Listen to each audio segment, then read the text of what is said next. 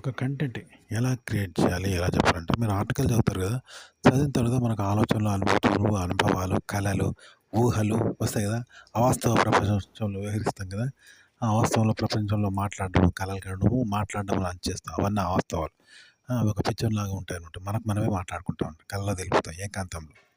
పక్క వాళ్ళు చూడకుండా చేస్తాం ఇవన్నీ. ఇలాంటి అనుభవాలు, అనుభూతులు ఉంటాయి కదా! వాటిని మీరు ఎక్కడైనా నోట్ చేసుకొని, దాన్ని కెమెరా ముందు ఎలా చెప్పాలి అంటే, అలాగే చెప్పొద్దు. ఆ!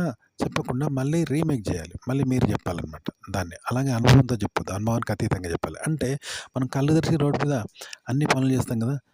దుకాణం పోవడం, షాపింగ్ చేయడం, బజార్‌కెళ్ళడం, బట్టలు కొనుక్కోవడం ఏదో చేస్తాం. అవి కళ్ళు మూసుకొని చేస్తే ఎట్లుంటది? చేయలేం కదా!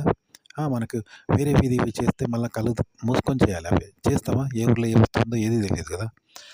అప్పుడేం చేస్తాం కళ్ళు మూసుకొని చేస్తే ఎలా ఉంటుందో అలా అన్నట్టు. ఈ అనుభూతులు, అనుభవాలు, కలలు కనడం, మనలో మనం అనుభవంతో మాట్లాడుకోవడం కొన్ని ఉంటాయి కదా!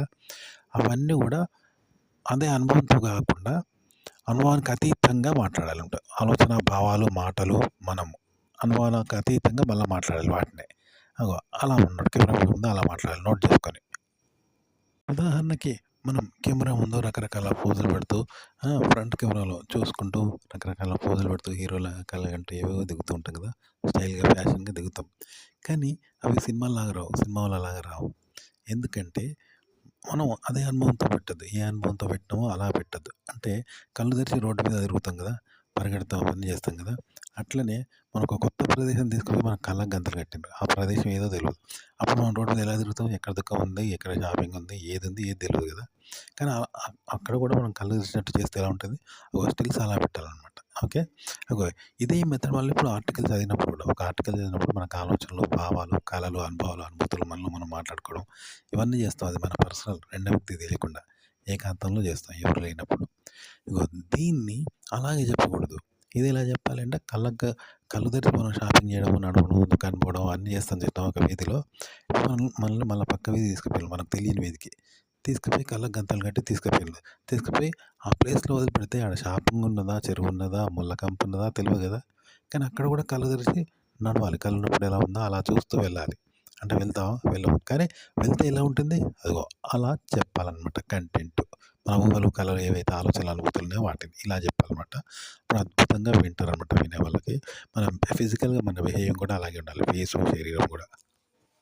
మనం ఏదైనా ట్రావెలింగ్స్ చేసినప్పుడు అక్కడ కెమెరా ముందు ఆ ప్లేస్‌లను వివరిస్తూ గానీ, లేదా బ్యాక్‌గ్రౌండ్ వాయిస్ ఇస్తూ గానీ, లేదా మనం ఏదైనా ఆర్టికల్ చదివి దాని గురించి కెమెరా ముందు చెప్పడం గానీ ఇలాగే చెప్పాలి. షార్ట్ ఫిలిమ్స్ కూడా ఇలాగే తీయాలి. అంటే మనం ఒక షార్ట్ ఎలా తీయాలి? ఒక షార్ట్ ఫిల్మ్ ఎలా తీయాలి? సన్నివేశం ఎలా క్రియేట్ జేయాలి? అనేది మనకు ఉంటదిగా ఐడియా. దాన్ని చేస్తాం మనం. ఒక పాత్ర మనమే అయినట్టు ఫీల్ అయితూ అదే అనుభూతి, అనుభవంతో అలాగే ఆలోచనతో, అలాగే భావాలతో కెమెరా ముందు నటించడము, ఫీల్ కావడము, దాన్ని షూట్ చేయడం చేస్తాం. కానీ దాన్ని అలాగే చేస్తే రాదనమాట. దాన్ని మళ్ళీ మనం ఎలా చేయాలంటే చెప్పాను కదా ఇప్పటిదాకా. కళ్ళు తెరిచి రోడ్డు మీద తిరుగుతాం కదా అంతా. కళ్ళు తెరిచి అందరం తిరుగుతాం. కానీ కళ్ళు మూసుకొని తెలియని రోడ్డు మీదకి తీసుకుపోతారు. వెనకుండా ఆడ మళ్ళా కళ్ళు మూసుకొని కళ్ళు తెరిచినట్టే తిరిగితే ఎలా ఉంటుంది? అలా చేయాలనమాట. షార్ట్ ఫిల్మ్ గూడా. ఓకే. నటన మళ్ళా. ఇది.